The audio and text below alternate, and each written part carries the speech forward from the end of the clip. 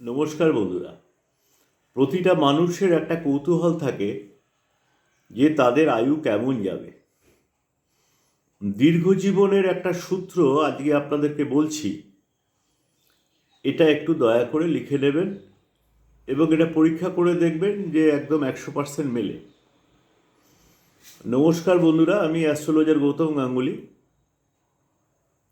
আপনাদেরকে স্বাগত জানাচ্ছি। যারা ইউটিউবে দেখছেন তারা কাইন্ডলি আমার চ্যানেলটিকে সাবস্ক্রাইব করবেন এবং যারা ফেসবুকে দেখছেন কাইন্ডলি ফলো করবেন, যাতে ভবিষ্যতে এরকম নোটিফিকেশান আপনারা শীঘ্রই পেয়ে যান।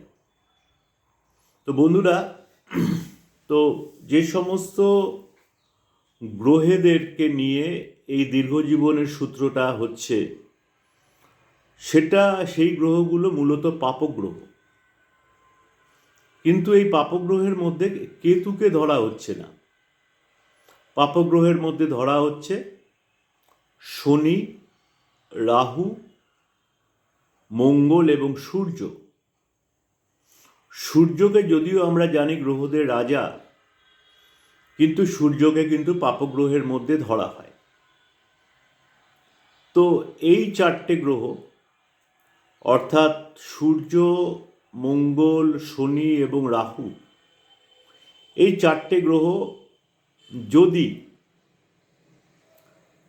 আপনার লগ্ন সাপেক্ষে 3 নম্বর ঘর, 6 নম্বর ঘর, 10 নম্বর ঘর এবং 11 নম্বর ঘর, এই চারটে ঘরের মধ্যে যদি এই চারটে পাপগ্রহের মধ্যে 3টে থাকে, তাহলে ধরে নিতে পারেন যে আর আপনি দীর্ঘায়ু হবেন। অর্থাৎ শনি, রাহু, মঙ্গল এবং সূর্য, এই চারটে পাপগ্রহের মধ্যে এরা একসাথেও থাকতে পারে বা আলাদা আলাদাও থাকতে পারে। যদি আপনার লগ্ন সাপেক্ষে 3 নম্বর ঘর, মানে লগ্ন থেকে গুনলে, লগ্নকে 1 ধরে গুনলে 3 নম্বর ঘর, 6 নম্বর ঘর, 10 নম্বর ঘর এবং 11 নম্বর ঘর, এই চারটে ঘরের মধ্যে যদি এই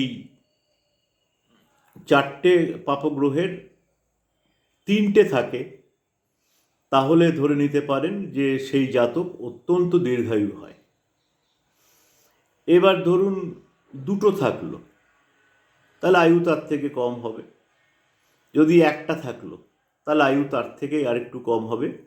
এইভাবে আপনারা নিজেদের আয়ু খুব সহজেই দেখে বা বুঝে নিতে পারেন যে আপনাদের আয়ু কীরকম হতে পারে। নমস্কার।